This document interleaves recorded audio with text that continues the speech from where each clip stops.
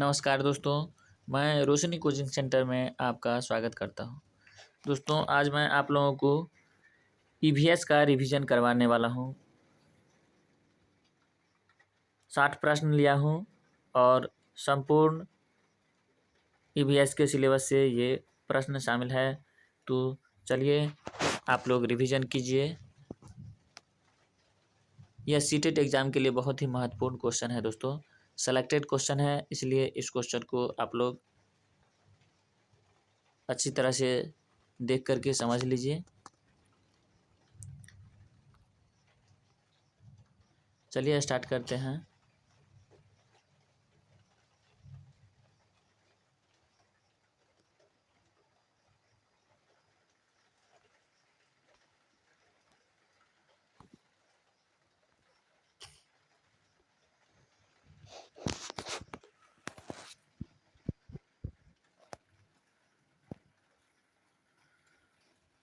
पहला प्रश्न है, निम्नलिखित पक्षियों में से कौन काफ़ी हद तक अपनी गर्दन को पीछे तक घुमा सकता है?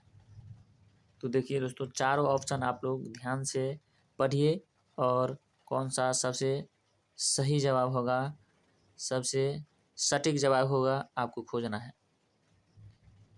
पहला ऑप्शन है मैना, दूसरा ऑप्शन है उल्लू, तीसरा ऑप्शन है कौवा और चौथा ऑप्शन है कोयल।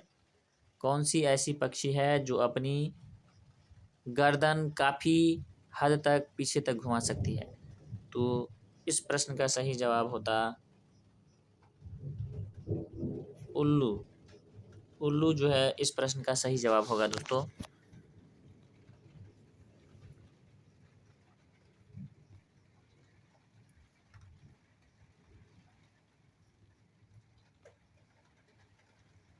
अब अगला नंबर प्रश्न देखते हैं।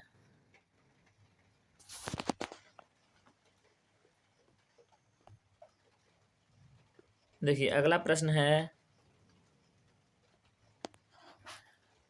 है कांसा यानी ब्रॉन्ज दो धातुओं का मिश्रण है। ये दो धातु कौन सी है? तो चारों ऑप्शन आप लोग ध्यानपूर्वक पढ़िए और कौन सा इसका सही जवाब होगा आपको आंसर देना है। देखिए पहला ऑप्शन है तांबा और जस्ता, दूसरा ऑप्शन है तांबा और टीन और तीसरा है तांबा और लोहा और लास्ट नंबर ऑप्शन है एल्युमिनियम और टीन। आप लोग जल्दी से सोचिए चारों ऑप्शन में से कौन सा सही जवाब है। दोस्तों, इस प्रश्न का सही जवाब है तांबा और टीन। ये ऐसा धातु है जिसके मिश्रण से कांसा बनता है दोस्तों। तांबा और टीन से कांसा यानी ब्रॉन्ज बनता है। अब अगला नंबर प्रश्न देखिए। अगला प्रश्न है निम्नलिखित में से कौन अंतर्राष्ट्रीय ख्याति प्राप्त वेटलिफ्टर है? पहला ऑप्शन है सुनीता विलियम्स, दूसरा बछेंद्री पाल, तीसरा नंबर ऑप्शन है सूर्यमणि और चौथा नंबर ऑप्शन है कर्णम मल्लेश्वरी। आपको इस चारों ऑप्शन में से कौन सा सही जवाब होगा ये खोजना है।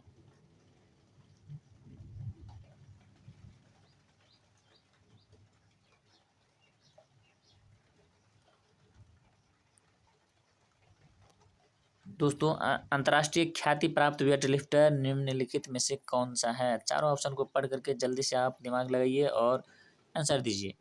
इस प्रश्न का सही जवाब होता कर्णम मल्लेश्वरी। चौथा नंबर ऑप्शन करेक्ट है यहाँ। चलिए अगला क्वेश्चन देखते हैं।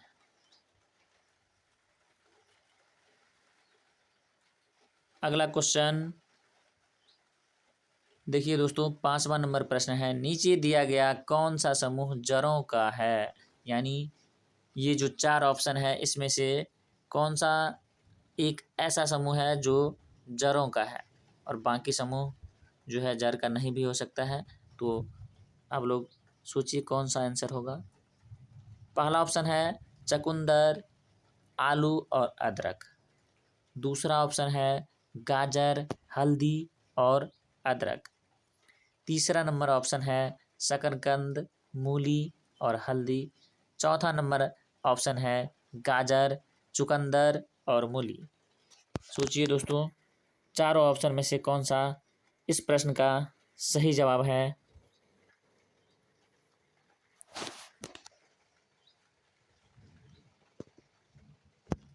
दोस्तों, इस प्रश्न का सही जवाब गाजर, चुकंदर और मूली, ये जो है चौथा जो ऑप्शन है ये करेक्ट जवाब है इस प्रश्न का। जड़ों का समूह गाजर, चुकंदर और मूली है। अब चलिए अगला नंबर प्रश्न पे चलते हैं।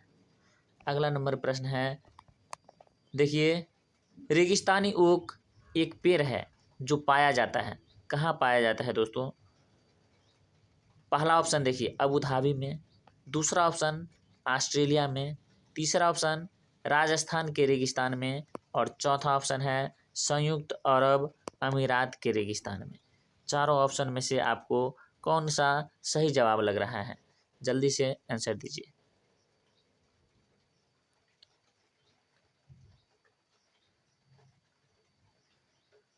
दोस्तों, आप लोग सोच लिए होंगे, इस प्रश्न का सही जवाब होगा ऑस्ट्रेलिया में पाया जाता है। ये रेगिस्तानी ओक एक ऐसा पेड़ है जो ऑस्ट्रेलिया में पाया जाता है।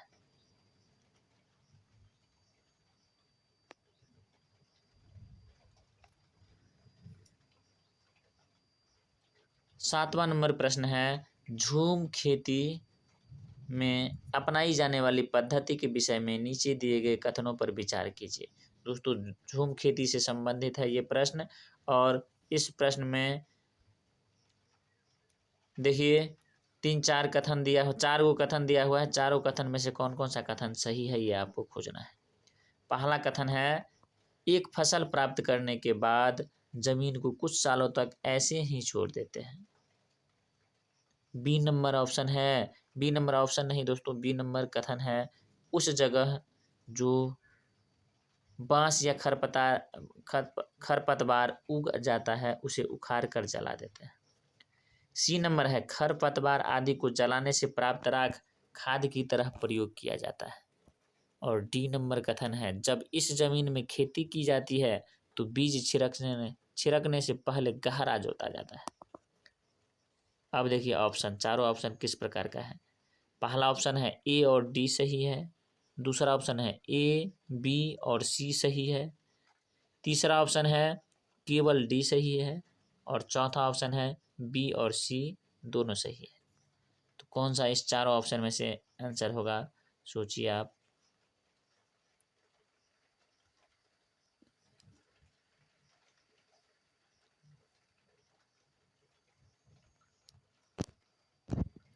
सोच लिए होंगे आप लोग। देखिए पहला कथन देखिए दोस्तों, पहला कथन है एक फसल प्राप्त करने के बाद जमीन को कुछ सालों तक ऐसे ही छोड़ दिया जाता है, तो ये करेक्ट है दोस्तों। ये ऑप्शन पहला नंबर जो कथन था ये सही है। दूसरा कथन देखिए, उस जगह पर जो बांस या खरपतवार उग जाता है उसे उखाड़ कर जला देते हैं। तो दोस्तों यहाँ थोड़ा सा जो है मिस्टेक कर दिया है, यहाँ उखाड़ करके जलाते नहीं है दोस्तों, यहाँ जो है उसे गिरा करके जला देते हैं। तो ये ऑप्शन भी सही है, यहाँ थोड़ा मिसप्रिंट कर दिया है।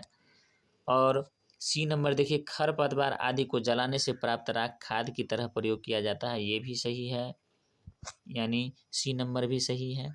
जब इस जमीन में खेती की जाती है तो बीज छिड़कने से पहले गहरा जोता जाता है, ये सरासर गलत है दोस्तों, ये सही नहीं है।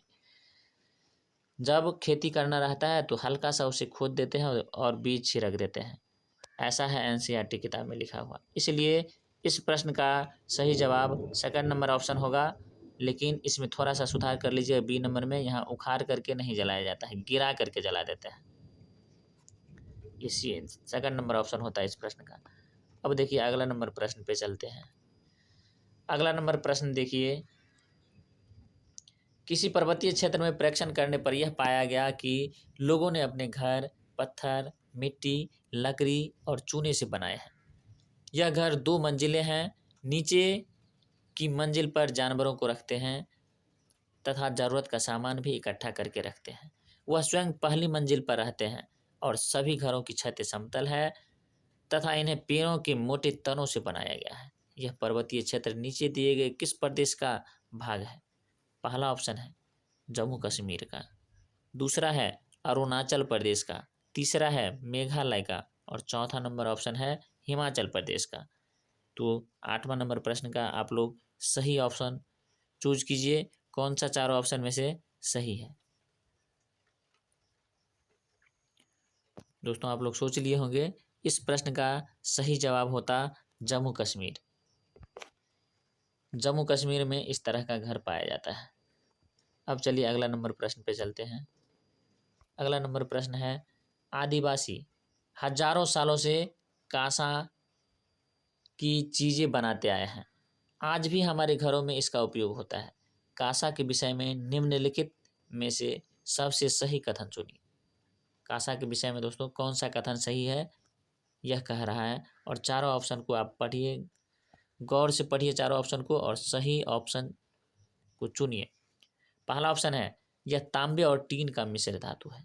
दूसरा ऑप्शन है, यह एल्युमिनियम और तांबे की भांति एक तत्व है। तीसरा ऑप्शन है, यह पित्तल और तांबे का मिश्रण है। और चौथा ऑप्शन है, यह तांबे, जस्ता और एल्युमिनियम का मिश्रण है। तो दोस्तों यहाँ 9वां नंबर प्रश्न का सही जवाब होगा, यह तांबे और टीन का मिश्रण है। पहला नंबर ऑप्शन करेक्ट है यहाँ, और बाकी सही नहीं है, इनकरेक्ट है बाकी। अब चलिए अगला प्रश्न पे चलते हैं। अगला प्रश्न देखिए, अगला प्रश्न है, जो व्यक्ति जंगल में कम से कम 25 वर्षों से रह रहे हैं, उनका उस जंगल भूमि पर, उस जंगल की भूमि पर और उसमें पैदा होने वाले वस्तुओं पर अधिकार है। यह जनादेश किसके द्वारा दिया गया? तो दोस्तों यहाँ 4 ऑप्शन है। देखिए, पहला ऑप्शन है संविधान अनुसूचित जाति आदेश संशोधन विधेयक 2012 के द्वारा। दूसरा ऑप्शन है भारतीय जंगल अधिनियम 1927 के द्वारा दिया गया। तीसरा ऑप्शन है जंगल अधिकार अधिनियम 2007 के द्वारा। और चौथा ऑप्शन है भूमि अधिग्रहण अधिनियम 1884। तो कब दिया गया था और किस संस्था के द्वारा दिया गया था? तो इस प्रश्न का सही जवाब होगा, 10वां नंबर प्रश्न का सही जवाब होगा तीसरा ऑप्शन दोस्तों। तीसरा ऑप्शन है जंगल अधिकार अधिनियम 2007 में बना था और इसमें लिखा गया था, वैसा व्यक्ति जो कम से कम 25 वर्षों से या उससे अधिक दिनों से वहाँ रह रहा है, तो वहाँ की भूमि पर और उसमें पैदा होने वाली वस्तुओं पर उसका अधिकार है।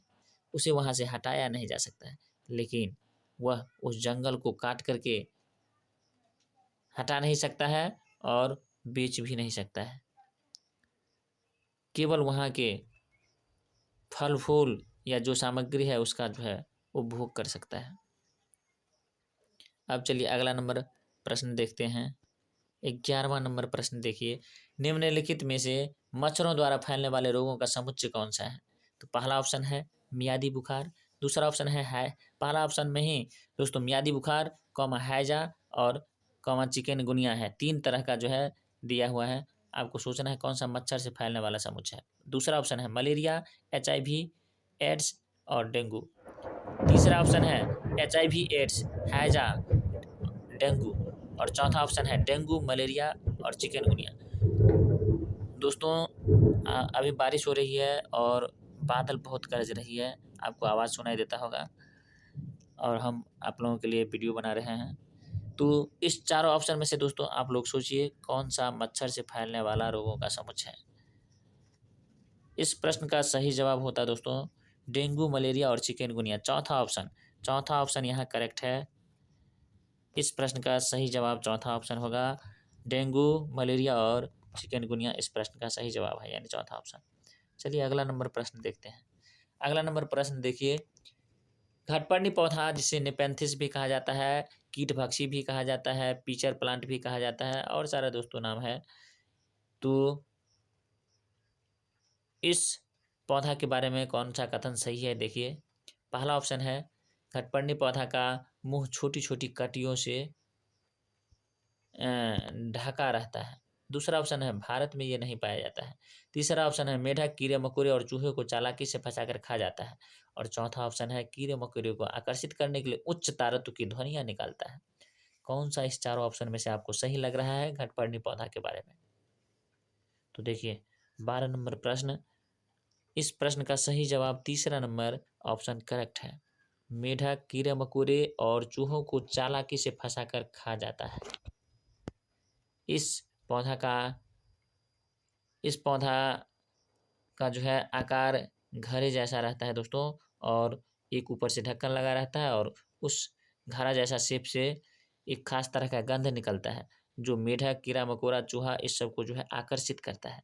जब वह उसमें जाता है, अंदर घड़ा जैसा जो आकृति रहता है उसमें जाता है, तो ऊपर का जो ढक्कन रहता है वो बंद हो जाता है, और इस तरह से उसे फंसा करके ये पौधा भोजन के रूप में ग्रहण कर लेता है।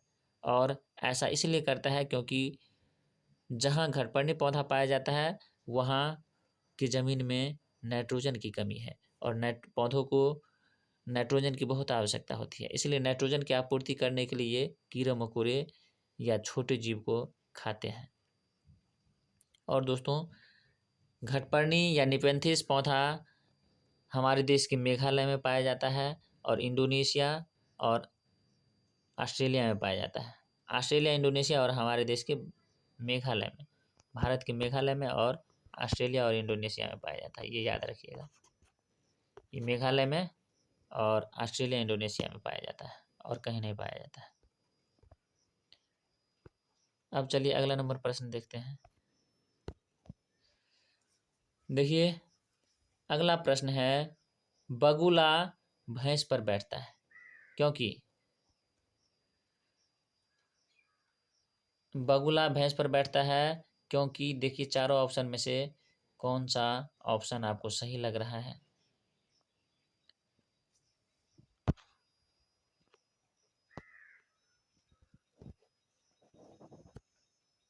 दोस्तों, इस प्रश्न का सही जवाब होगा बगुला भैंस पर बैठता है। पहले चारों ऑप्शन देख लीजिए। बगुला तथा भैंस में सहजीवी का संबंध है।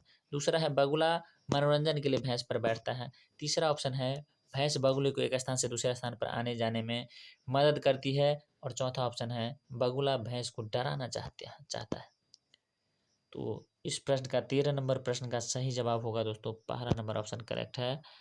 बगुला तथा भैंस में सहजीवी का संबंध है। दोस्तों, सहजीवी संबंध हम बता देते हैं। जब दो जीवों में दोनों को जो है लाभ पहुँचे, दोनों एक दूसरे से जो है लाभ ले, तब सहजीवी संबंध कहलाएगा। और दो जीव है और एक जीव को लाभ पहुँच रहा है लेकिन दूसरे को हानि पहुँच रहा है, तब जो है सहजीवी नहीं परजीवी संबंध कहलाता है। दोनों को लाभ पहुँचेगा तो सहजीवी, और एक को नुकसान और एक को लाभ हो रहा है तब जो है परजीवी। यहाँ देखिए, बगुला भैंस के शरीर से जो है जू निकाल करके खा जाता है, जिससे बगुला को भोजन मिल जाता है, और भैंस के शरीर से जू निकल जाने पर भैंस को भी राहत मिलती है। तो इस तरह से दोनों को लाभ हो रहा है, तो इसलिए इन दोनों के बीच सहजीवी संबंध है। अब चलिए अगला नंबर प्रश्न देखते हैं। 14 नंबर प्रश्न देखिए, निम्नलिखित में से जड़ का कौन सा कार्य पौधों के लिए नहीं है। चार ऑप्शन है, चारों ऑप्शन को पढ़िए और आप सही जवाब दीजिए। पहला ऑप्शन है भोजन भंडारण या संचित करना। दूसरा ऑप्शन है ह्यूमस उपलब्ध कराना। तीसरा ऑप्शन है पौधों को सहारा देना, और चौथा ऑप्शन है जल तथा खनिजों का अवशोषण करना। कौन सा सही जवाब होगा दोस्तों? आप लोग सोच लिए होंगे। इस प्रश्न का सही जवाब होगा भोजन का भंडारण या संचित करना। ये कार्य पौधों का नहीं है, इसलिए इस प्रश्न का सही जवाब 1 नंबर होगा। अब चलिए अगला नंबर प्रश्न देखिए। अगला नंबर प्रश्न है, कर्णम मलेश्वरी के विषय में नीचे दिए गए कथनों पर विचार कीजिए। पहला कथन है, कौन कौन सा कथन सही है दोस्तों, ये सोचना है आपको। पहला कथन है वे अंतर्राष्ट्रीय ख्याति प्राप्त वेट लिफ्टर है। दूसरा ऑप्शन है वे कर्नाटक की है। तीसरा ऑप्शन है उन्होंने अपने नाम बहुत से रिकॉर्ड बनाए हैं। वे 130 केजी तक का भार उठा सकती है। और चौथा कथन है वे जब 12 वर्ष की थी वह तभी से भार उठाने का अभ्यास करने लगी थी। सही कथन चुनिए, कौन कौन सा कथन सही था। तो अब देख लीजिए 4 ऑप्शन जो था उसमें से क नंबर है, क नंबर ऑप्शन में है दोस्तों 1, 2 तथा 3 सही है। ख नंबर में है 1, 3 तथा 4 सही है। ग नंबर में है केवल 1 सही है, और घ नंबर में है 1 तथा 4 सही है। कौन सा इस चारों ऑप्शन में से सही होगा? आप सोचिए दोस्तों, सोच लिए होंगे आप। इस प्रश्न का सही जवाब ख नंबर होता। 1, 3 और 4 सही है दोस्तों। यहाँ देखिए, 1 सही है, ये अंतर्राष्ट्रीय ख्याति प्राप्त वेस्ट लिफ्टर थी, ये कर्नाटक की नहीं, ये आंध्र प्रदेश की रहने वाली थी दोस्तों, तो ये गलत है। और तीसरा ऑप्शन सही है, इन्होंने बहुत नाम अपने नाम जो है बहुत से रिकॉर्ड किए हैं और ये 130 केजी तक भार उठा सकती है दोस्तों। और चौथा नंबर है, जब ये 12 वर्ष की थी तभी से भार उठाने का अभ्यास करने लगी थी। तो इस तरह से ये 1, 3 और 4 ऑप्शन सही है और 2 नंबर गलत है।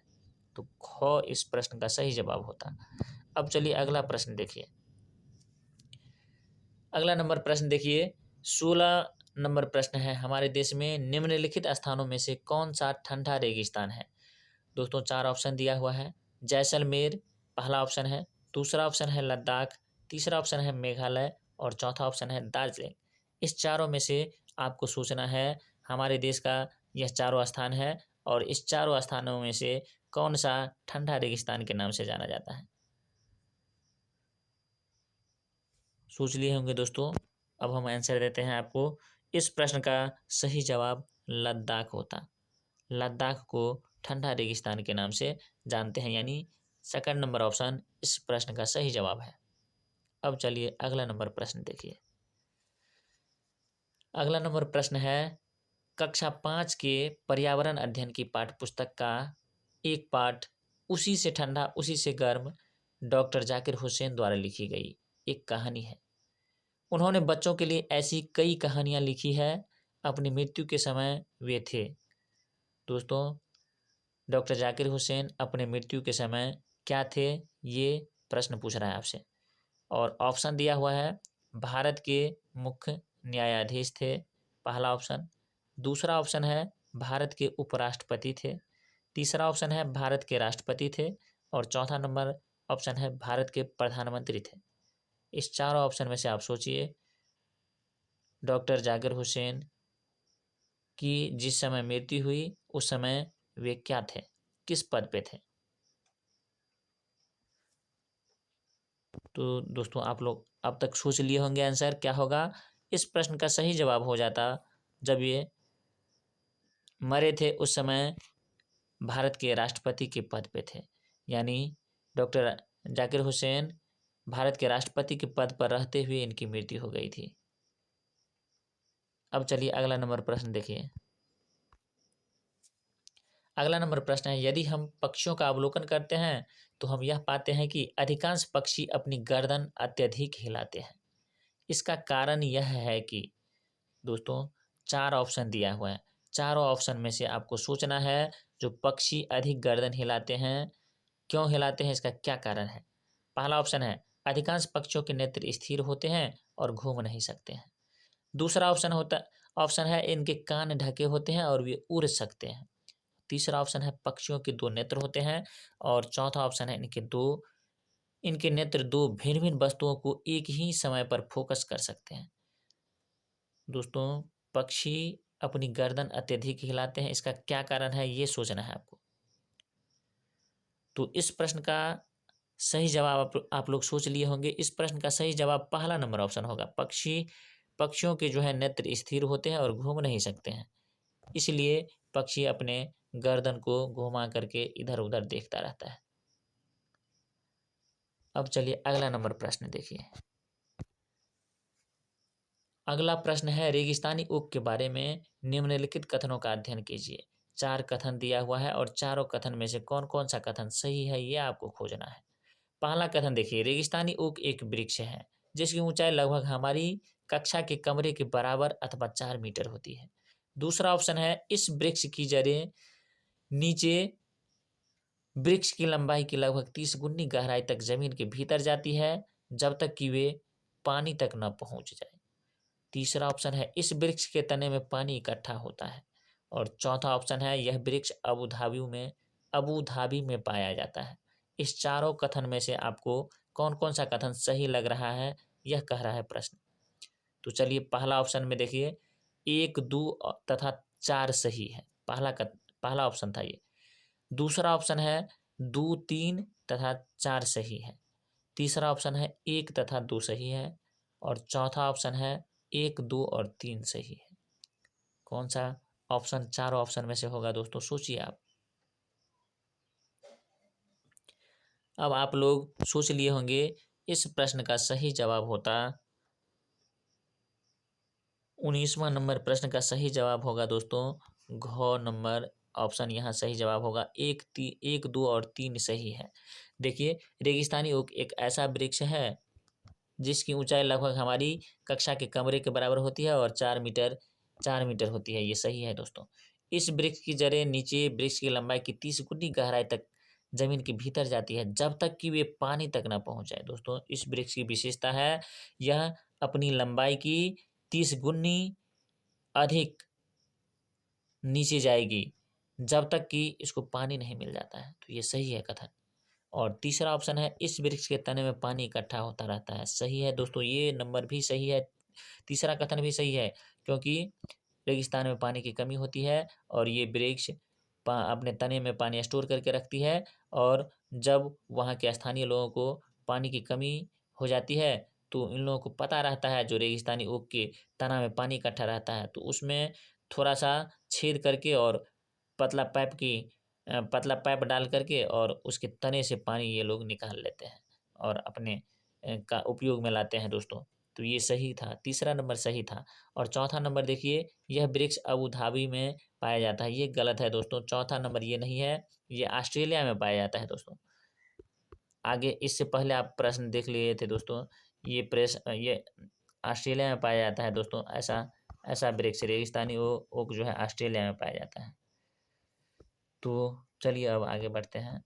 अगला प्रश्न देखिए, 20वां नंबर प्रश्न है दोस्तों, नीचे दिए गए सभी जानवरों में निम्नलिखित में से कौन सी विशेषता पाई जाती है। देखिए कौन कौन सा जानवर है, छिपकली, गौरैया, कछुआ और सांप।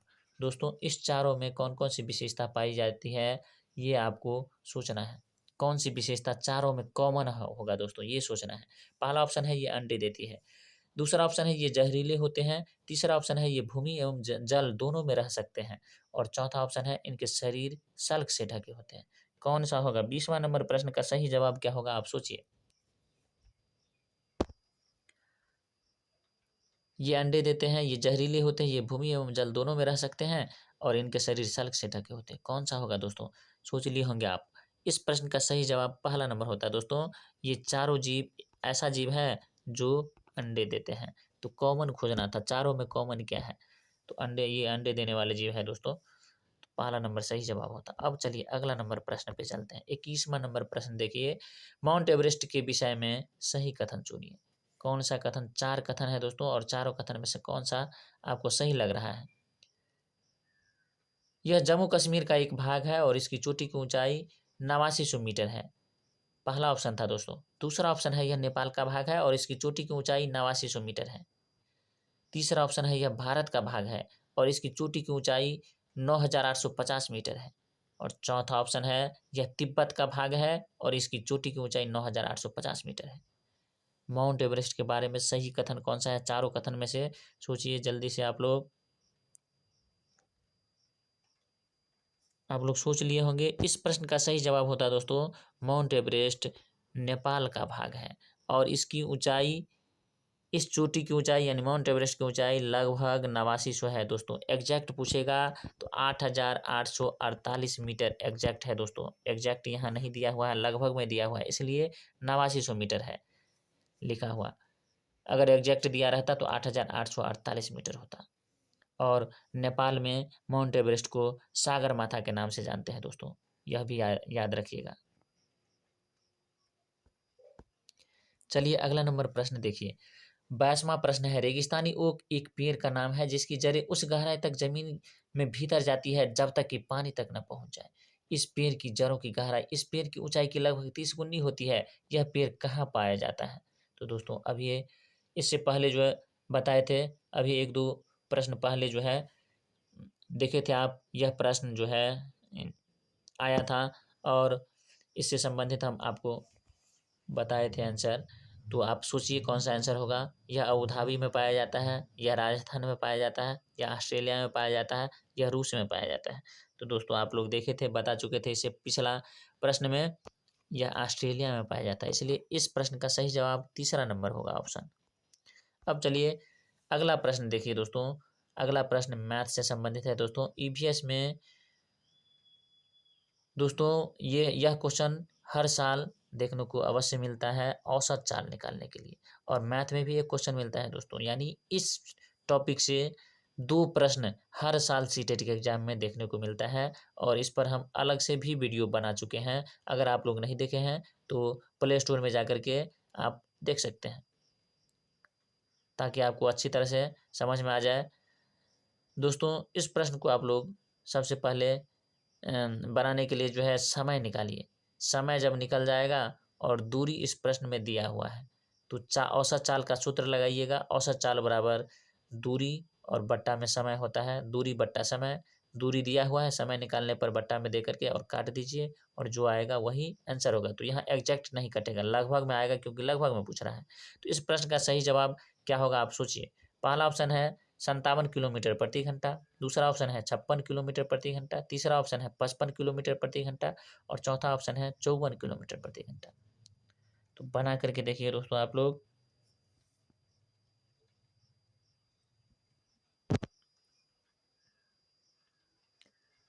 इस प्रश्न का 23वां नंबर प्रश्न का सही जवाब दूसरा नंबर ऑप्शन होगा दोस्तों, 56 किलोमीटर प्रति घंटा। इस प्रश्न का सही जवाब दूसरा ऑप्शन होगा।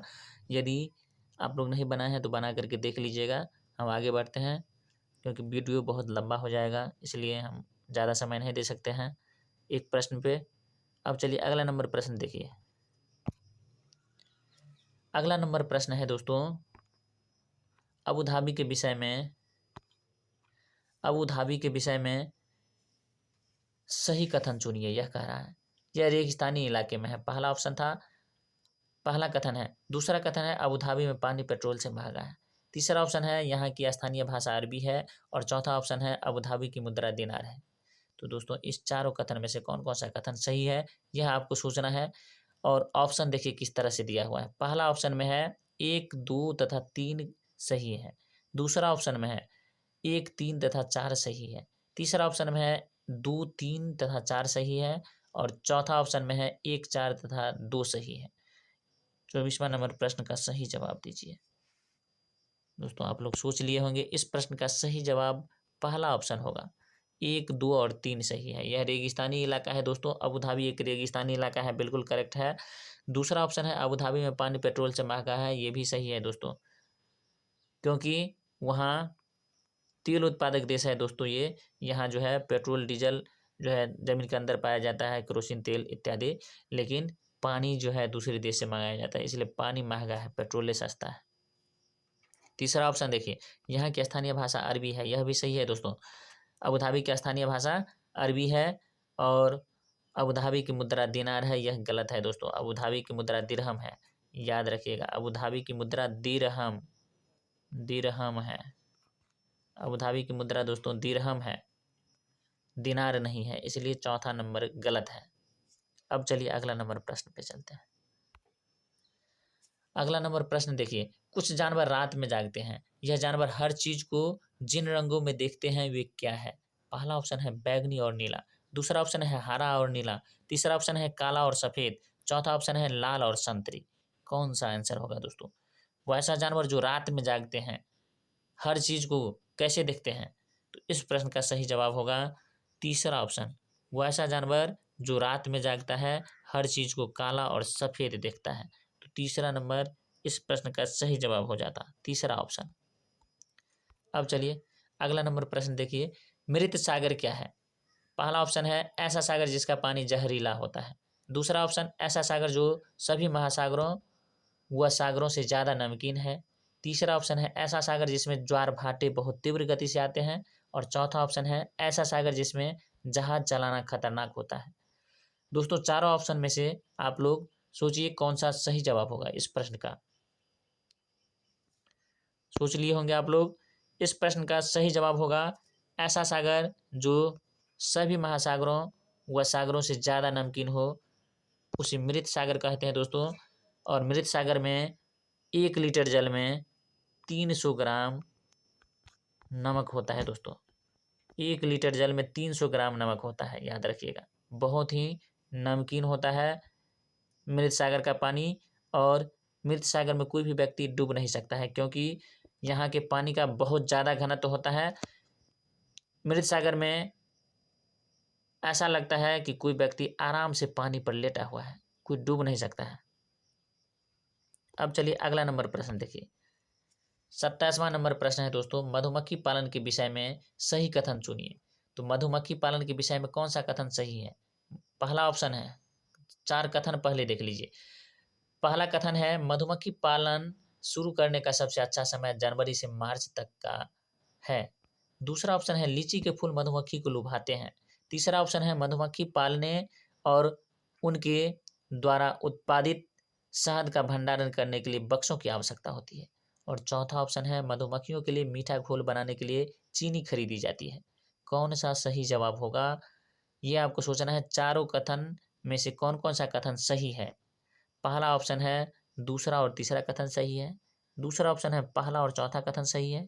तीसरा ऑप्शन है, दूसरा तीसरा और चौथा कथन सही है। और चौथा ऑप्शन है, पहला और दूसरा कथन सही है। कौन सा सही जवाब होगा 27वां नंबर प्रश्न का? जल्दी से आप लोग उत्तर दीजिए दोस्तों। इस प्रश्न का सही जवाब तीसरा नंबर ऑप्शन होगा। दूसरा तीसरा और चौथा कथन सही है। यहाँ मधुमक्खी पालन शुरू करने का सबसे अच्छा समय जनवरी से मार्च का नहीं है दोस्तों, अक्टूबर से दिसंबर का महीना होता है मधुमक्खी पालन शुरू करने का सबसे अच्छा समय। इसीलिए पहला कथन गलत है। दूसरा, लीची के फूल मधुमक्खी को लुभाते हैं, यह कथन सही है। तीसरा नंबर कथन है, मधुमक्खी पालने और उनके द्वारा उत्पादित शहद का भंडारण करने के लिए बक्सों की आवश्यकता होती है, यह कथन भी सही है। और चौथा नंबर कथन देखिए, मधुमक्खियों के लिए मीठा घोल बनाने के लिए चीनी खरीदी जाती है, यह भी सही है। तो इस प्रश्न का सही जवाब दूसरा तीसरा और चौथा नंबर कथन सही है, जो तीसरा ऑप्शन में दिया हुआ है, इसलिए तीसरा ऑप्शन सही है। अब चलिए अगला प्रश्न देखिए। अगला प्रश्न है, नीचे दिए गए कौन कौन सी जानकारी एक आरक्षित रेल टिकट से प्राप्त की जा सकती है? तो देखिए, पहला कथन में लिखा हुआ है, टिकट बुक कराने की तारीख, समय, यात्रा शुरू करने की तारीख और समय। दूसरा कथन है, डिब्बे का नंबर, बर्थ का नंबर और किराया। तीसरा नंबर कथन है, यात्रा करने वालों का नाम, आयु और लिंग। चौथा नंबर कथन है, ट्रेन का नंबर और नाम, वह स्टेशन जहां से ट्रेन पकड़नी है और अंतिम स्टेशन का नाम। और पांचवा नंबर कथन है, अंतिम स्टेशन पर पहुंचने की तारीख और समय। कौन कौन सा पांचों कथन में से सही है दोस्तों, यह आपको सोचना है। पहला ऑप्शन में है 1, 2 तथा 4 सही है। दूसरा ऑप्शन में है 1, 2, 3 तथा 4 सही है। तीसरा ऑप्शन में है 1, 2, 4 तथा 5 सही है। और चौथा ऑप्शन में है 1, 3 तथा 5 सही है। इस चारों ऑप्शन में से आप सोचिए कौन सा सही ऑप्शन है। आप लोग सोच लिए होंगे। इस प्रश्न का सही जवाब होगा तीसरा ऑप्शन, यानी गौ नंबर ऑप्शन जो है सही है। 1, 2, 4 और 5 कथन सही है। पहला नंबर कथन दोस्तों सही है, टिकट बुक कराने की तारीख, समय, यात्रा शुरू करने की तारीख और समय लिखा रहता है। दूसरा नंबर कथन भी सही है, डिब्बे का नंबर, बर्थ का नंबर और किराया, ये भी लिखा रहता है। और तीसरा कथन देखिए, यात्रा करने वालों का नाम, आयु और लिंग, ये गलत है दोस्तों। जब आप काउंटर से टिकट कटाते हैं तो यात्रा करने वालों का नाम नहीं लिखा रहता है। नेट वाला टिकट नहीं देखना है दोस्तों, जब आप इंटरनेट से जो काटते हैं वो टिकट नहीं देखना है। आप काउंटर से जो टिकट खरीदते हैं, रिजर्वेशन वाला टिकट, वो टिकट आपको देखना है। अब देखिए अगला नंबर,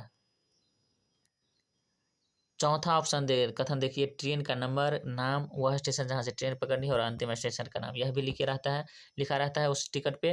तो चौथा नंबर कथन भी सही है। और किस स्टेशन पर पहुंचेंगे, अंतिम तारीख और समय भी लिखा रहता है दोस्तों।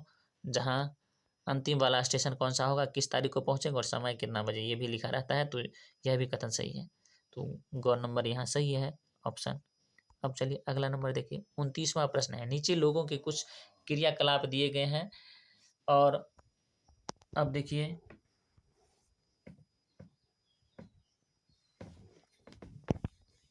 खानों का उत्खनन यानी खुदाई, बांधों का निर्माण, बाजार में बेचने के लिए पत्तियों पत्तियां एवं जड़ी बूटी इकट्ठी करना। चौथा नंबर कथन में है बांस से टोकरी बुनना। 5वां नंबर में है गिरे हुए पत्तों से पत्तल बनाना। तो इस पांचों ऑप्शन में से कौन सा क्रियाकलाप है जो जंगलों के गायब होने के लिए जिम्मेदार है? पहला ऑप्शन है 2, 3, 4 तथा 5। दूसरा ऑप्शन है केवल 1। तीसरा ऑप्शन है 1 और 2 और चौथा ऑप्शन है 1, 2 और 3। इस चारों ऑप्शन में से सोचिए आपको कौन सा सही जवाब लग रहा है। 29वां नंबर प्रश्न का दोस्तों सही जवाब चौथा ऑप्शन हो जाएगा। चौथा नंबर ऑप्शन सही जवाब होता है यहाँ। 1, 2 और 3 सही है। खानों का उत्खनन, खुदाई, बांधों का निर्माण और बाजार में बेचने के लिए पत्तियां एवं जड़ी बूटी इकट्ठी करना। ये तीनों ऑप्शन लगातार 1, 2 और 3 सही है और बाकी सब गलत लग रहा है।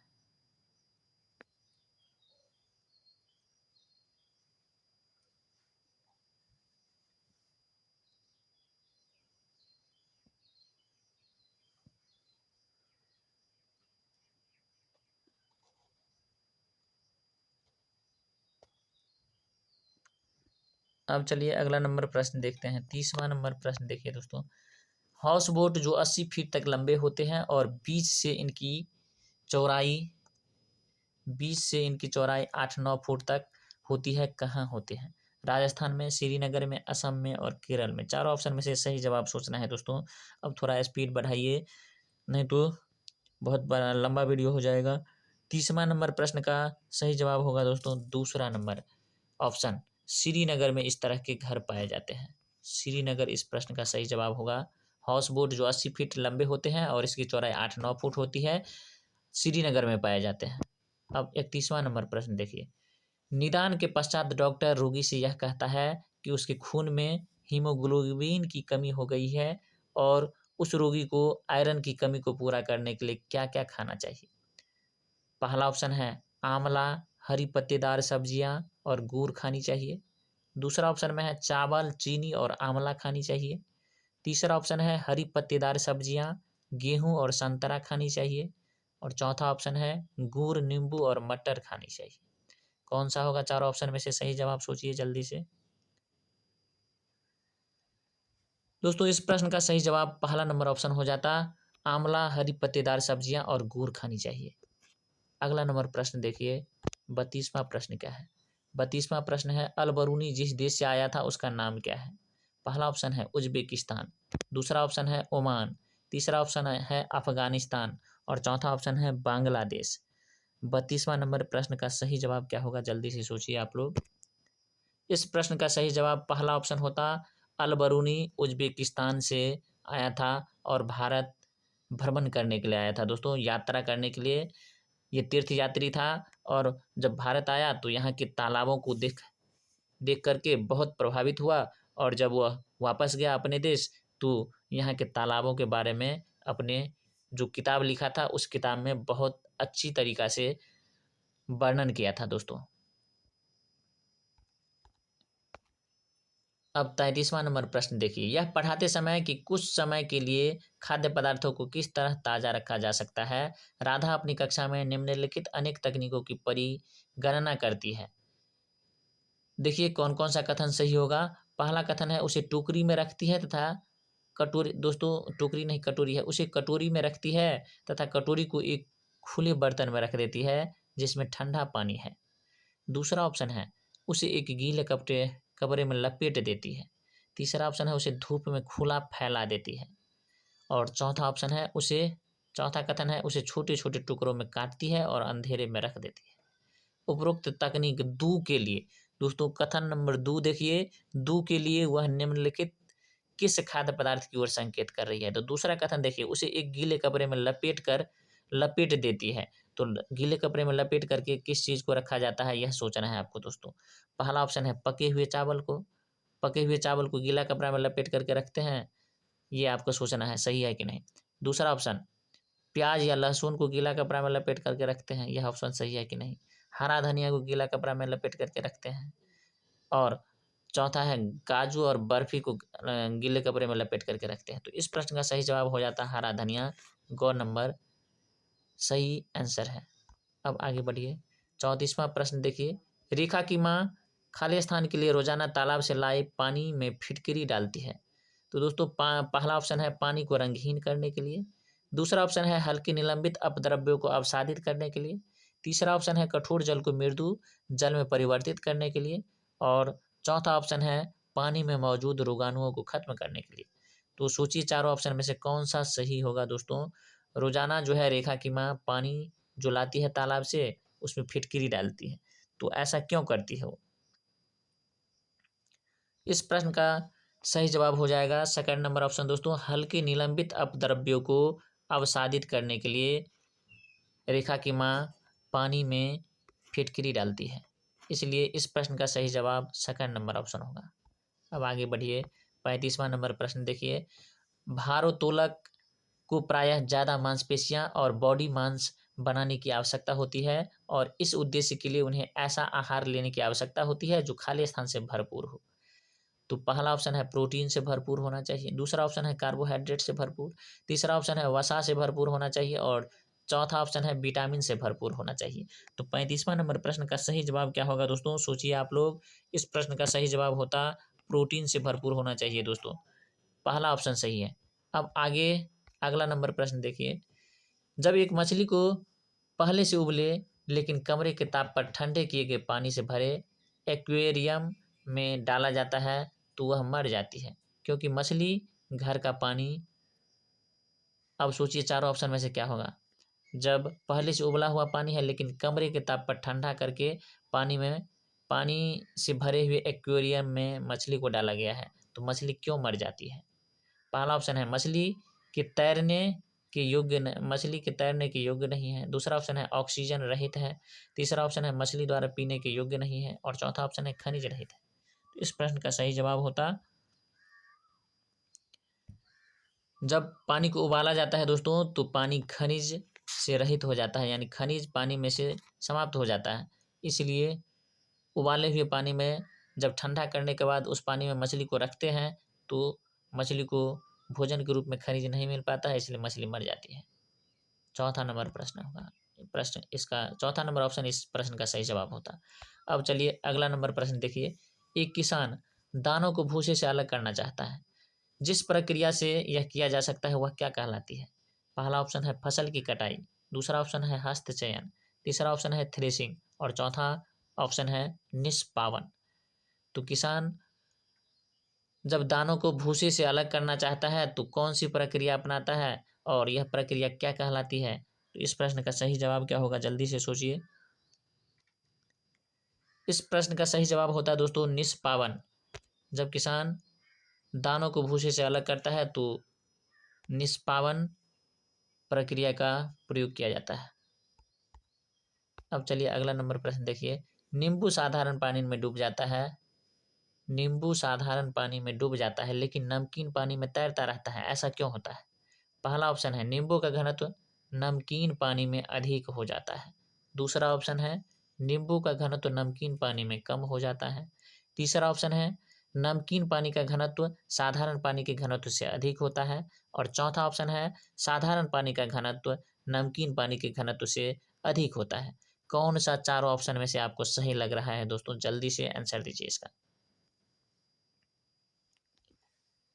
आप लोग सोच लिए होंगे। इस प्रश्न का सही जवाब तीसरा नंबर ऑप्शन होता नमकीन पानी का घनत्व साधारण पानी के घनत्व से अधिक होता है, इसलिए नमकीन पानी में नींबू तैरता रहता है जबकि साधारण पानी में नींबू डूब जाता है। अब चलिए अगला नंबर प्रश्न देखेंगे। 39 नंबर प्रश्न देखिए। निम्नलिखित में से कौन सा पर्यावरण अध्ययन पाठ्यक्रम के सुझावित प्रकरणों का एक उप प्रकरण है। दोस्तों उप थीम के बारे में कह रहा है। पर्यावरण में 6 थीम है और कुछ उप थीम भी है, तो कौन सा 6 थीम के अलावा यानी उप थीम है दोस्तों। थीम को छोड़ दीजिए और बाकी जो बचेगा उप थीम में आ जाएगा। तो यहाँ देखिए कौन सा उप थीम है ये सोचना है आपको। पहला ऑप्शन है परिवार और मित्र, दूसरा ऑप्शन है भोजन, तीसरा ऑप्शन है जानवर, और चौथा ऑप्शन है हम चीजें कैसे बनाते हैं। तो कौन सा उप थीम है दोस्तों, जल्दी से आप लोग सोच करके बताइए। दोस्तों परिवार और मित्र यहाँ थीम है, इसको थीम कहेंगे, उप थीम ये नहीं है। भोजन भी दोस्तों थीम है, और हम चीज़ें कैसे बनाते हैं यह भी थीम है, तो उप थीम में हो जाएगा जानवर। जानवर उप थीम होगा, तो इस प्रश्न का सही जवाब तीसरा नंबर ऑप्शन होगा दोस्तों। तीसरा ऑप्शन यहाँ सही जवाब होगा, इसलिए तीसरा करेक्ट है। यहाँ जानवर उप थीम है और बाकी सब यहाँ तीनों ऑप्शन थीम है। अब चलिए, हर साल थीम से भी एक क्वेश्चन थीम या उप थीम से पूछता है दोस्तों, इसलिए थीम 6 थीम और कुछ उप थीम है, सबको याद कर लीजिएगा। अब चलिए 40वां नंबर प्रश्न है, नारियल डली हुई किसी भी करी के साथ उबला हुआ टैपियोका निम्नलिखित में से किस क्षेत्र का प्रिय भोजन है। दोस्तों नारियल डली हुई किसी भी करी के साथ उबला हुआ टैपियोका कहाँ खाता है, टैपियोका कहाँ का है, तो आपको इस चारों ऑप्शन में से सोचना है। पहला ऑप्शन है तमिलनाडु का, दूसरा ऑप्शन है केरल का, तीसरा है पश्चिम बंगाल का और चौथा है बिहार का। टैपियोका कहाँ खाया जाता है दोस्तों, तो इस प्रश्न का सही जवाब होगा टैपियोका केरल में खाया जाता है, और केरल सेकंड नंबर ऑप्शन है, तो सेकंड नंबर ऑप्शन यहाँ करेक्ट होगा, केरल में खाया जाता है टैपियोका। अब आगे बढ़िए, अगला प्रश्न देखिए, केचुओं को किसान का मित्र माना जाता है, इसके लिए निम्नलिखित में से सही कारणों को चुनिए। 4 कथन दिया हुआ है और कौन कौन सा कथन सही है ये सोचना है। पहला कथन है केचुआ मृत पत्तियों और पौधों को खाते हैं और तथा इनके मल से जमीन उपजाऊ बनती है। दूसरा नंबर कथन है केचुआ खरपतवार खाते हैं जिससे मुख्य फसल की रक्षा होती है। तीसरा नंबर कथन है केचुआ जमीन में छेद बनाते हैं जिससे जमीन पोली हो जाती है। और चौथा नंबर कथन है केचुओं द्वारा बनाए गए छेदों से जमीन को आसानी से हवा और पानी मिल जाता है। इस चारों कथन में से कौन कौन सा कथन सही है ये आपको खोजना है। पहला ऑप्शन है 1 और 3 सही है, दूसरा ऑप्शन है 1, 2 और 3 सही है, तीसरा ऑप्शन है 2, 3 और 4 सही है, चौथा नंबर ऑप्शन है 1, 3 तथा 4 सही है। इस चारों ऑप्शन में से कौन सा सही होगा, जल्दी से आंसर दीजिए।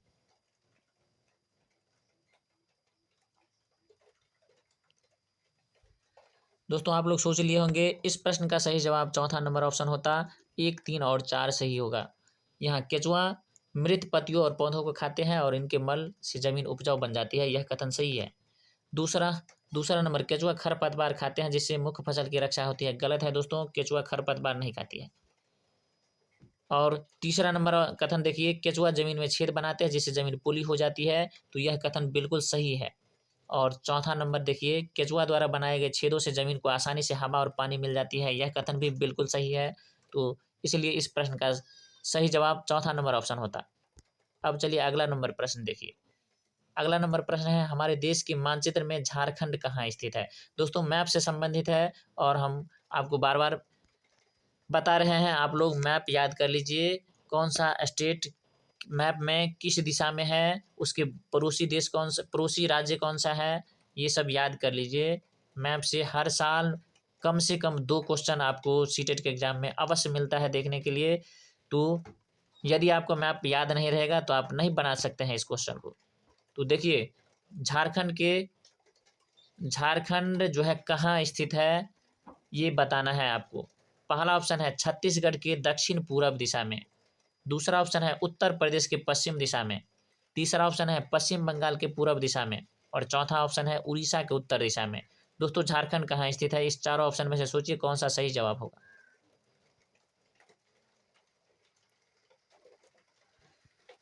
आप लोग सोच लिए होंगे, इस प्रश्न का सही जवाब होता झारखंड उड़ीसा के उत्तर में स्थित है दोस्तों। झारखंड उड़ीसा के उत्तर में स्थित है, इसलिए इस प्रश्न का सही जवाब चौथा नंबर ऑप्शन होता। अब चलिए अगला नंबर प्रश्न देखिए। अगला नंबर प्रश्न है, निम्नलिखित में से कौन सा एक पर्यावरण अध्ययन पाठ्यक्रम के मुख्य थीमों में से एक नहीं है। दोस्तों पूछ रहा है कौन सा थीम नहीं है, आपको बता दिए थे हर साल ईवीएस सेक्शन में सीटेट के एग्जाम में थीम से क्वेश्चन देखने को अवश्य मिलता है, इसलिए केवल 6 थीम है और कुछ उप थीम है, 2-4 उप थीम भी है, तो कुछ उप थीम को भी याद कर लीजिए और थीम को भी याद कर लीजिए, नहीं तो आप यह प्रश्न नहीं बना पाएंगे। इस प्रश्न में है कौन सा उप थीम, ये उप थीम नहीं दोस्तों, कौन सा थीम नहीं है ये पूछ रहा है। तो पहला ऑप्शन है काम और खेल, दूसरा ऑप्शन है भोजन, तीसरा ऑप्शन है आवास और चौथा ऑप्शन है हम चीज़ें कैसे बनाते हैं। इसमें से कौन सा थीम नहीं है, ये पूछ रहा है। 43 नंबर प्रश्न का क्या सही जवाब होगा, जल्दी से सोचिए आप लोग। देखिए भोजन जो है थीम है दोस्तों, आवास थीम है और हम चीज़ें कैसे बनाते हैं यह भी थीम है। तो बच गया काम और खेल, ये थीम नहीं है, ये उप थीम है। इसलिए इस प्रश्न का सही जवाब पहला नंबर ऑप्शन होगा। अब चलिए आगे बढ़ते हैं दोस्तों। 44वां नंबर प्रश्न देखिए। 44वां नंबर प्रश्न है हम सभी पुराने कुओं को देखते हैं जो अब सूख गए हैं। हमारे बुजुर्ग यह कहते हैं कि अब से लगभग 25-30 साल पहले इन कुओं में काफ़ी पानी था, परंतु अब यह पूरी तरह से सूख गए हैं। निम्नलिखित में से कुओं के सूखने के संभावित सही कारणों को चुनिए। 4 कथन दिया हुआ है, कौन कौन सा कथन इस प्रश्न के लिए सही होगा दोस्तों, ये सोचना है। जिन झीलों तालाबों में वर्षा का पानी इकट्ठा होता था अब वे नहीं हैं। दूसरा कथन है पेड़ों, कुओं और आसपास के क्षेत्र की जमीन अब गोलाकार कोलतार होगा दोस्तों, कोलतार या सीमेंट से ढक दिया गया है। कोलतार यानी अलकतरा होता है जो दोस्तों जमीन को पक्की कर दिया जाता है, सड़क उड़क जो बनाते हैं तो कोलतार से ढक देते हैं, सीमेंट से ढक देते हैं, इसलिए ये है दूसरा ऑप्शन। तीसरा ऑप्शन है कुओं का कोई उपयोग नहीं करता है क्योंकि हर घर में नल लग गए हैं। और चौथा ऑप्शन है भूमिगत पानी को खींचने के लिए कई विद्युत चालक मोटर पंप लग गए हैं। इस चारों कथन में से कौन सा कथन इसके लिए जिम्मेदार है दोस्तों? तो देखिए पहला ऑप्शन है 1, 2 और 4 सही है। दूसरा ऑप्शन है 1, 2 और 3 सही है। तीसरा ऑप्शन है 2, 3 और 4 सही है। और चौथा ऑप्शन है 3, 4 और 1 सही है। चारों कथन में से कौन सा सही होगा आपको सोचना है। 44 नंबर प्रश्न का सही जवाब दीजिए आप, कौन सा होगा। तो दोस्तों आप लोग सोच लिए होंगे, इस प्रश्न का सही जवाब होता 1, 2 और 4 सही है। पहला नंबर सही है दोस्तों, जिन झीलों तालाबों में वर्षा का पानी इकट्ठा होता था अब ये नहीं रहे, यह सही कथन है। दूसरा कथन भी सही है दोस्तों, पेड़ों, कुओं और आसपास के क्षेत्र को जमीन को आसपास के क्षेत्र की जमीन को दोस्तों अब कोलतार से या सीमेंट से ढक दिया गया है। और तीसरा नंबर ऑप्शन गलत है दोस्तों, कोई कुआं का उपयोग नहीं करता है, यह ऑप्शन गलत है। और चौथा नंबर सही है दोस्तों, चौथा नंबर कथन सही है। भूमिगत पानी को खींचने के लिए कई विद्युत चालक मोटर पंप लग गया है जिससे वाटर लेवल बहुत नीचे भाग गया है दोस्तों, इसलिए कुआं सब सूख गया है। तो चौथा नंबर भी ऑप्शन यहाँ सही है, चौथा नंबर कथन भी सही है। तो 1, 2 और 4 कथन जो कि पहला नंबर ऑप्शन में है, तो पहला नंबर कथन यानी पहला नंबर ऑप्शन यहाँ सही है। अब चलिए अगला नंबर 45वां नंबर प्रश्न देखिए। 45वां प्रश्न देखिए दोस्तों, हाथी एक दिन में कितने घंटे सोता है। तो इस प्रश्न का सही जवाब आपको देना है। पहला ऑप्शन में देख लीजिए 5 से 6 घंटा सोता है, 2 से 4 घंटा दूसरा ऑप्शन है, और तीसरा ऑप्शन है 4 से 10 घंटा, और चौथा ऑप्शन है 7 से 9 घंटा। हाथी एक दिन में कितना देर सोता है दोस्तों, कितना घंटा सोता है, ये आपको बोलना है, जवाब देना है। 45वां नंबर प्रश्न में सोचिए जल्दी से कौन सा आंसर सही है। तो इस प्रश्न का सही जवाब होता है दोस्तों, हाथी एक दिन में 2 से 4 घंटा सोता है, यानी बहुत कम आराम करता है। दोस्तों हाथी से संबंधित क्वेश्चन भी बहुत देखने को मिलता है। एक बड़ा हाथी एक दिन में 1 क्विंटल झाड़ी या पत्तियां खा लेता है दोस्तों। हाथी का वजन जो है, एक 3 महीने का बच्चा जो हाथी रहेगा उसका भी वजन बहुत ज़्यादा होता है, लगभग 2 क्विंटल के आसपास होता है दोस्तों। और हाथी जो है झुंड में रहना पसंद करते हैं।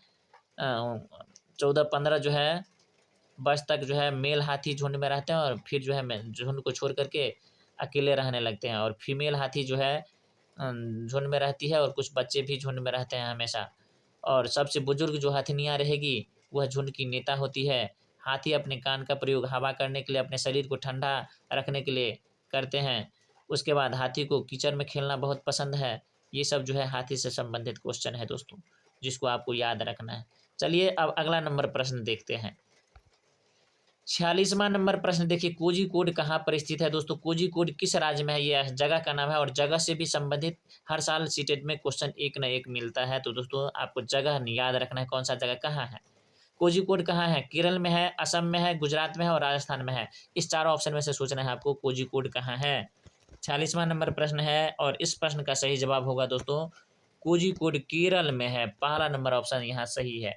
अब अगला नंबर प्रश्न देखिए, 47वां नंबर प्रश्न, गोवा से केरल के रास्ते में कितने सुरंगें और पुल है। जब दोस्तों गोवा से केरल जाएंगे ट्रेन से तो आपको बहुत सारे सुरंग और बहुत सारे पुल भी मिलेंगे। तो कितने सुरंग हैं और कितने पुल है ये आपको बताना है। पहला ऑप्शन है 90 सुरंग है और 2000 पुल है। दूसरा ऑप्शन है 92 सुरंग है और 2000 पुल है। तीसरा ऑप्शन है 95 सुरंग है और 2000 पुल है। और चौथा ऑप्शन है 92 सुरंग है और 2100 पुल है। तो इस चारों ऑप्शन में से कौन सा सही जवाब होगा, जल्दी से आप आंसर दीजिए। इस प्रश्न का सही जवाब होता है दोस्तों 92 सुरंग है और 2000 पुल है। सेकंड नंबर ऑप्शन यहाँ करेक्ट है। और इस प्रश्न का सही जवाब 92 सुरंग और 2000 पुल होगा। अगला नंबर प्रश्न देखिए, कर्णम मल्लेश्वरी में ने कितने अंतर्राष्ट्रीय मेडल जीते थे, ये आपको बताना है। पहला ऑप्शन है 27, दूसरा ऑप्शन है 23, तीसरा ऑप्शन है 29 और चौथा ऑप्शन है 28। कितने अंतर्राष्ट्रीय मेडल जीते हैं दोस्तों, जल्दी से बताइए। कर्णम मल्लेश्वरी जो आंध्र प्रदेश की रहने वाली थी, वेट लिफ्टर थी और भारत के बाहर बहुत सारा मेडल जीती है। तो कितने मेडल जीती है ये बताना है दोस्तों। कर्णम मल्लेश्वरी भारत के बाहर यानी अंतर्राष्ट्रीय 29 मेडल जीते हैं। तीसरा नंबर ऑप्शन यहाँ करेक्ट है। अब चलिए अगला नंबर प्रश्न देखिए, फूलों की घाटी कहाँ स्थित है। देहरादून में, चमोली में, नैनीताल में और धनोल्टी में। तो कौन सा आंसर सही है, जल्दी से आप आंसर दीजिए। 49वां नंबर प्रश्न का सही जवाब होगा दोस्तों फूलों की घाटी चमोली। चमोली जिला फूलों की घाटी के लिए प्रसिद्ध है और यह कहाँ का है, तो उत्तर प्रदेश का दोस्तों है ये, नहीं उत्तराखंड का है दोस्तों। फूलों की घाटी उत्तराखंड में है और चमोली जिला प्रसिद्ध है। उत्तराखंड का एक जिला है चमोली जो फूलों की घाटी के लिए प्रसिद्ध है दोस्तों। अब चलिए अगला नंबर प्रश्न देखते हैं। 50वां नंबर प्रश्न है, कौन सी चिड़िया पत्तों को चोंच से सीकर उनके बीच अपना घोंसला बनाती है। दोस्तों जब सीने की बात आती है तो आपको ये तुरंत 1 सेकंड में आंसर पता चल जाता है। कौन सा आंसर होगा जल्दी से बताइए। गौरैया, पाख्ता, कोयल, दर्जिन चिड़िया। दोस्तों आप समझ गए होंगे, जब सीने की बात आएगी तो सीना या सीने वाला काम दर्जी ही कर सकता है, इसलिए ये दर्जिन चिड़िया है। और चलिए अब अगला नंबर प्रश्न देखते हैं। 51वां प्रश्न देखिए दोस्तों, कुल 60 प्रश्न लिए हैं। अब आप लोग लक्ष्य के बहुत करीब आ गए हैं। चलिए अब जल्दी से आप लोग आंसर दीजिए इस प्रश्न का। 51 नंबर प्रश्न है दोस्तों, नर पक्षी अपने अपने घोंसले बनाते हैं तथा मादा पक्षी उन घोंसलों को देखती है और उनमें से जो उसे सबसे अच्छा लगता है उसमें वह अंडे देती है। यह विशेषता कौन से पक्षी की बताई गई है, जल्दी से आप आंसर दीजिए। पहला नंबर है दर्जिन चिड़िया की, दूसरा नंबर है पाख्ता, तीसरा नंबर है बीवर पक्षी और चौथा नंबर है गौरैया। कौन सा होगा दोस्तों। नर पक्षी अपना अपना घोंसला बनाएगा और मादा उन सभी घोंसलों को देखेगी और उनमें से जो उसे सबसे अच्छा लगेगा उसमें अपना अंडा देगी। यह विशेषता किस पक्षी की है दोस्तों, तो आप लोग सोच लिए होंगे। यह विशेषता बीवर पक्षी की होती है दोस्तों। बीवर। 51वां नंबर प्रश्न का सही जवाब तीसरा नंबर ऑप्शन होगा दोस्तों। बीवर पक्षी जो है नर पक्षी, बीवर पक्षी में नर पक्षी अपना अपना घोंसला बनाता है और मादा पक्षी उन घोंसलों को पसंद करती है, जो सबसे अच्छा लगेगा उसी में अंडा देगी। अब चलिए अगला नंबर प्रश्न देखिए। 52वां नंबर प्रश्न है, पहली महिला जिन्होंने परेड का नेतृत्व किया कौन थी। सुनीता विलियम्स थी, वहीदा प्रिज्म थी, कर्णम मल्लेश्वरी थी, बछेंद्री पाल थी। कौन, इस चारों ऑप्शन में से कौन सा होगा दोस्तों पहली महिला जिन्होंने परेड का नेतृत्व किया। 52वां नंबर प्रश्न का सही जवाब दीजिए। इस प्रश्न का सही जवाब होगा दोस्तों second number option Waheeda prism. Waheeda prism पहली महिला थी और ये नौसेना में डॉक्टर थी और इन्होंने सबसे पहले महिला के रूप में जो है नौसेना ज्वाइन की थी और डॉक्टर के रूप में, और इन्होंने परेड का भी नेतृत्व किया था। अब चलिए दोस्तों अगला नंबर प्रश्न 53वां नंबर प्रश्न देखिए। 53वां नंबर प्रश्न क्या है, मनुष्य से 4 गुना तेज देखने वाले पक्षियों का समूह है, कौन सा है दोस्तों। बाज, चील, कबूतर पहला ऑप्शन है, दूसरा ऑप्शन है चील, बाज, चमगादड़, तीसरा ऑप्शन है कबूतर, बाज, चमगादड़ और चौथा ऑप्शन है गिद्ध, कबूतर, बाज। तो दोस्तों कबूतर देख लीजिए किस किस ऑप्शन में है। कबूतर वाला ऑप्शन नहीं होगा क्योंकि कबूतर हमसे 4 गुना अधिक नहीं देख सकता है। तो देखिए पहला ऑप्शन में कबूतर है, तीसरा ऑप्शन में कबूतर है और चौथा ऑप्शन में कबूतर है। तो दोस्तों पहला, तीसरा और चौथा ऑप्शन तो छट गया, केवल बचा 2। तो इस प्रश्न का सही जवाब दूसरा नंबर ऑप्शन हो जाता। सही जवाब दोस्तों चील, बाज और चमगादड़ एक ऐसा पक्षी है जो मनुष्य से 4 गुना तेज देख सकता है। अब चलिए आगे बढ़ते हैं। 54वां नंबर प्रश्न देखिए, गाय एक दिन में लगभग कितने घंटे सोती है। 8 घंटे, 4 घंटे, 9 घंटे और 12 घंटे। दीजिए जल्दी से आंसर दीजिए आप लोग। इस प्रश्न का सही जवाब होता है दोस्तों 4 घंटे सोती है गाय एक दिन में। सेकंड नंबर ऑप्शन करेक्ट है। अब आगे बढ़िए। 55वां नंबर प्रश्न देखिए, साउथ अमेरिका से आए बीजों का समूह कौन सा है? पहला ऑप्शन है हरी मिर्च, टमाटर, भिंडी और आलू। दूसरा ऑप्शन है भिंडी, आलू और कॉफी। तीसरा ऑप्शन है हरी मिर्च, टमाटर, आलू और मूंगफली। और चौथा ऑप्शन है टमाटर, आलू और सोयाबीन। कौन सा आंसर होगा दोस्तों, जल्दी से सोचिए। इस प्रश्न का सही जवाब होता है तीसरा नंबर ऑप्शन, हरी मिर्च, टमाटर, आलू और मूंगफली। ये साउथ अमेरिका से आए हुए हैं दोस्तों। और सब्जी से भी दोस्तों हर साल एक क्वेश्चन पूछता है, कौन सा जो है सब्जी कहाँ से आया था। और इस पर जो है हम एक वीडियो बना चुके हैं दोस्तों, कविता के रूप में है दिया हुआ एनसीईआरटी बुक में, और उस पर हम वीडियो बना चुके हैं। अगर आप नहीं देखे हैं तो प्लेलिस्ट में जाइए और ये कविता वाला वीडियो अवश्य देखिए, जिससे आपको ये कौन सा सब्जी कहाँ से आया है ये याद हो जाएगा। कविता भी आप सुन लीजिएगा और याद भी हो जाएगा। हर साल एक क्वेश्चन अवश्य पूछता है। अब चलिए अगला नंबर प्रश्न देखिए, 56वां प्रश्न है, पश्मीना शॉल किससे बनता है दोस्तों? पहला ऑप्शन है बकरी के बालों से, दूसरा ऑप्शन है गाय के बालों से, तीसरा ऑप्शन है घोड़े के बालों से और चौथा ऑप्शन है रेशम के धागे से। कौन सा आंसर होगा? 56वां नंबर प्रश्न का आंसर बताइए दोस्तों। इस प्रश्न का सही जवाब होगा पश्मीना शॉल। एक पश्मीना नाम की बकरी होती है जो बहुत ही ठंडी जगह, जहां -40 डिग्री टेम्परेचर चला जाता है दोस्तों, इस क्षेत्र में पाया जाता है। और पश्मीना नाम से ही जाना जाता है दोस्तों, पश्मीना नाम की बकरी होती है, इसलिए इससे जो शॉल बनता है उसका भी नाम है पश्मीना। और बहुत पतला बाल होता है दोस्तों, बकरी का 6 बाल मिला देंगे तो मनुष्य का 1 बाल के बराबर होगा। और इस शॉल को बनाने में बहुत ज़्यादा समय लगता है दोस्तों। एक कारीगर को 250 घंटा काम करना पड़ता है, तब एक शॉल बन करके तैयार होता है। और बहुत पतला होता है ये शॉल और बहुत ही गर्म होता है, 6 स्वेटर के बराबर गर्मी देता है ये एक शॉल, इसलिए ये बहुत महंगा भी है। अब चलिए अगला नंबर प्रश्न देखते हैं। 57वां नंबर प्रश्न देखिए, ऊंधियू एक प्रकार की डिश या सब्जी है जिसे घड़े को उल्टा लटकाकर अंगार पर पकाते हैं। ये लोग इसे बाजरे की रोटी, मक्खन, दही के साथ खाते हैं। यह कौन सी जगह की प्रसिद्ध डिश है दोस्तों? पहला ऑप्शन है राजस्थान की, दूसरा ऑप्शन है गुजरात की, तीसरा ऑप्शन है उत्तराखंड की और चौथा ऑप्शन है केरल की। जल्दी से आप लोग आंसर दीजिए, बताइए कौन सा सही है। आप लोग सोच लिए होंगे। 57वां नंबर प्रश्न का सही जवाब दूसरा नंबर होता है, ये गुजरात का डिश है दोस्तों। ऊंधियू कहाँ का डिश है? तो गुजरात का डिश है। गुजरात में उल्टा लटका करके सब्जी को पकाया जाता है अंगार पे, और यहाँ के लोग बाजरे की रोटी, मक्खन और दही के साथ बड़े चाव से खाते हैं इसको। अगला नंबर प्रश्न देखिए, लकड़ी और पत्थर के घर कहाँ बनाए जाते हैं? पहला ऑप्शन है राजस्थान में, दूसरा ऑप्शन है हिमाचल प्रदेश में, तीसरा ऑप्शन है लद्दाख में और चौथा ऑप्शन है केरल में।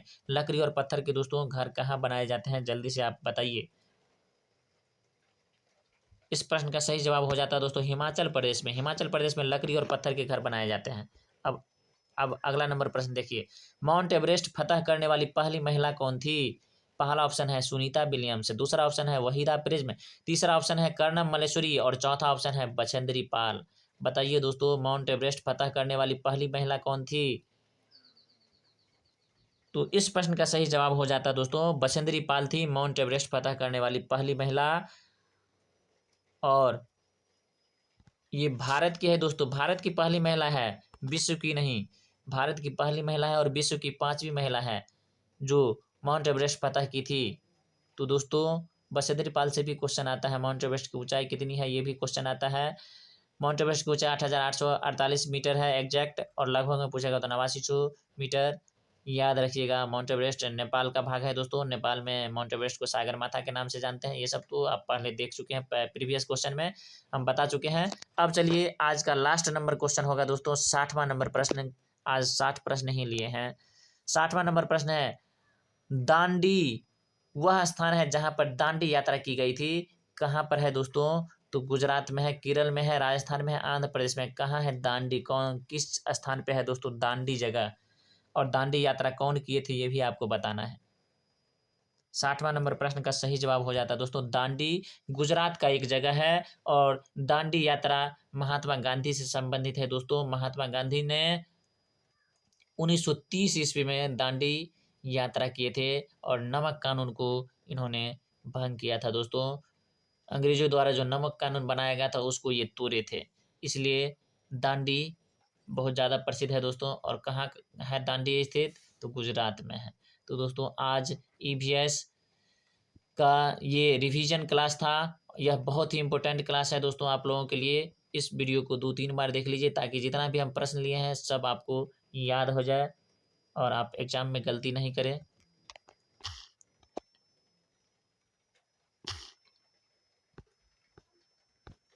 तो धन्यवाद दोस्तों, फिर अब मिलेंगे हम आपको अगले वीडियो में। तब तक के लिए बहुत बहुत धन्यवाद।